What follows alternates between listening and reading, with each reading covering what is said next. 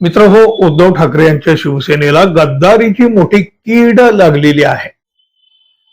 खोक्यापुढं निष्ठा सुद्धा गहाण पडू लागलेली आहे. पक्षाच्या नावावर घेतलेल्या मतांचा लिलाव करताना हे गद्दार दिसू लागलेले आहेत. उद्धव ठाकरे यांच्या शिवसेनेतून 6 खासदारांनी जनतेच्या मतांचा लिलाव करून टाकलेला आहे. पण निष्ठा जपणारे सामान्य शिवसैनिक मात्र जिथल्या तिथंच आहेत.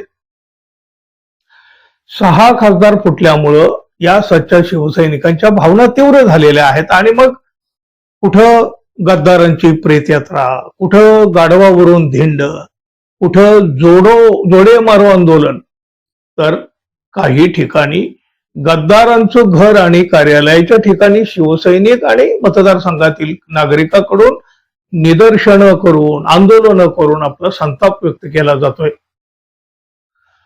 बघा, स्वतः शिवसेना प्रमुख बाळासाहेब ठाकरे यांनी सांगितलेलं होतं, शिवसेनेतून जर कुठला आमदार खासदार फुटला तर त्याला भर रस्त्यात तुडवा.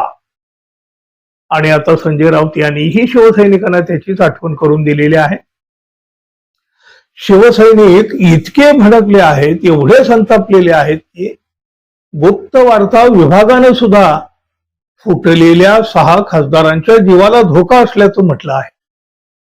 आणि मग त्यांच्या बचावासाठी केंद्र सरकारनं त्यांना मोठी सुरक्षाही पुरवली आहे.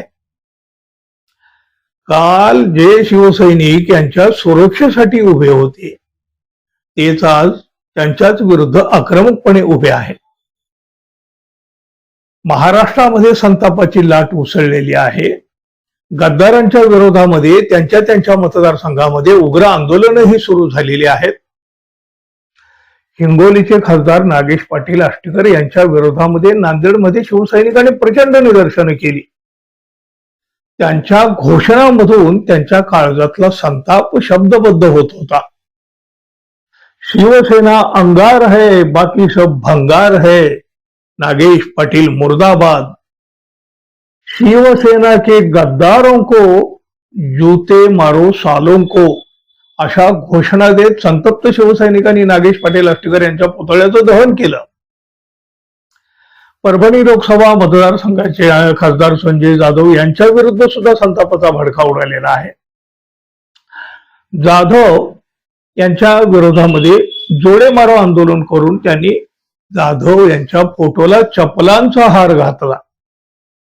शहराच्या प्रमुख मार्गावरून त्यांची प्रतिकात्मक अंत्ययात्रा सुद्धा काढली.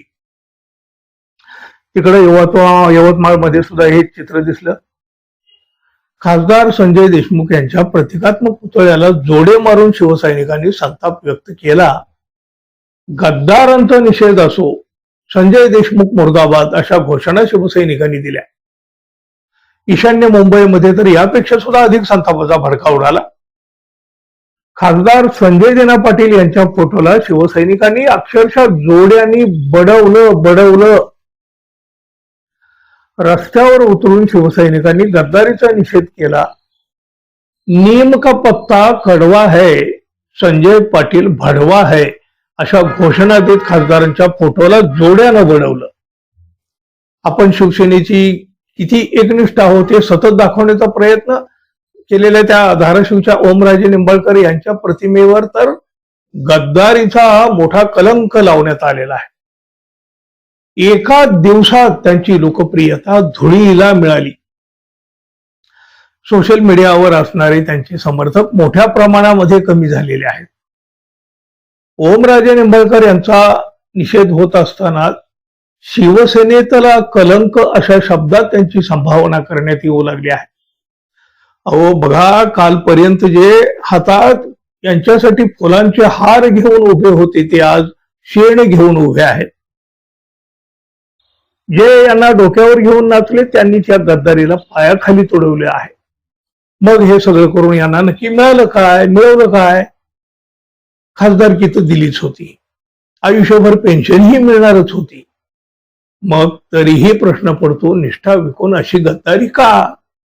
तर उत्तर तर सगळ्यांना माहित आहे. पण तरीही तुम्हाला काय वाटतं मित्रांनो, जरूर सांगा. आणि जाता जाता आपल्या चॅनलला सबस्क्राईब करावं एवढी एक माफक अपेक्षा तर आहे.